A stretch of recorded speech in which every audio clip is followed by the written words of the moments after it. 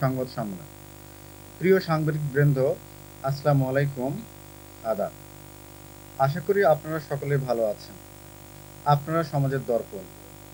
ইতিমধ্যে কিছু কুচক্রী মহল নিজেদের স্বার্থ হাসিলের লক্ষ্যে ভুয়া আইডি দিয়ে ফেসবুক পেজ খুলে সৈয়দপুরের বিভিন্ন পেশাজীবী মানুষের ছবিসহ মনগড়া তথ্য দিয়ে অপপ্রচার চালাচ্ছে, যার ফলে কিছু ভুয়া আইডির বিরুদ্ধে সংক্ষুব্ধ ব্যক্তি সৈয়দপুর থানায় সাধারণ ডায়েরি করেছে, যার তদন্ত চলমান।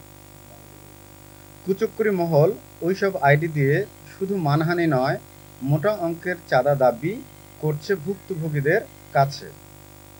এতে সৈয়দপুর শহরে সামাজিক যোগাযোগ মাধ্যমের প্রতি নেতিবাচক ধারণা সৃষ্টি হয়েছে।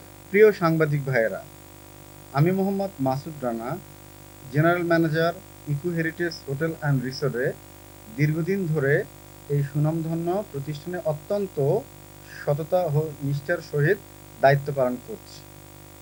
আজ দুপুরে সৈয়দপুর নিউজ থেকে breaking news Saidpur eco heritage hotel and resort এর জিএম আমি মোহাম্মদ মাসুদ রানার কিছু গোপন নথি সন্ধ্যা 7টায় প্রকাশ করা হবে, যার উদ্দেশ্যই ছিল গোপনে আমার সাথে যোগাযোগ করে কিছু উপটোকন নেওয়া, কিন্তু আমি তা করিনি। পরবর্তীতে সন্ধ্যার পর একই ফেসবুক আইডি থেকে মিথ্যা, বানোয়াট, ভিত্তিহীন ও উদ্দেশ্য প্রণোদিতভাবে রংপুরে আমার স্ত্রীর নামে 5তলা ফ্ল্যাট, রেস্টুরেন্ট এবং 3টি গাড়ি রয়েছে এবং আমি নভোয়ারের মাধ্যমে সুন্দরী রমণীদের নিয়ে বিভিন্ন হোটেলে সাপ্লাই করি।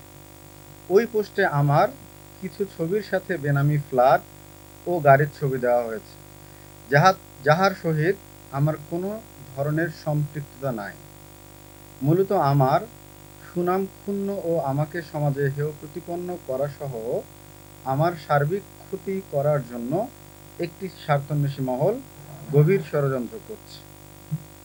আমি এও জানাচ্ছি, আমার ব্যবহৃত একটি এক্সিও ফিল্টার গাড়ি রয়েছে, যার নাম্বার ঢাকা মেট্রো ঘ 321222। প্রিয় সাংবাদিক ভাইয়েরা, যদি উক্ত পোস্টে দেওয়া তথ্য সত্যি হতো, তাহলে কেন একটি ভুয়া ফেসবুক আইডি থেকে অপপ্রচার চালানো হচ্ছে? যেহেতু এটি মিথ্যা অপপ্রচার, তাই কাউকে এ বিষয়ে বিভ্রান্ত না হওয়ার জন্য আপনাদের মাধ্যমে অনুরোধ জানাচ্ছি। সেই সঙ্গে উপরোক্ত ভুয়া ফেসবুক আইডির বিরুদ্ধে আইনগত ব্যবস্থা গ্রহণের সিদ্ধান্ত এবং আপনাদের ও প্রশাসনের সহযোগিতা কামনা করছি।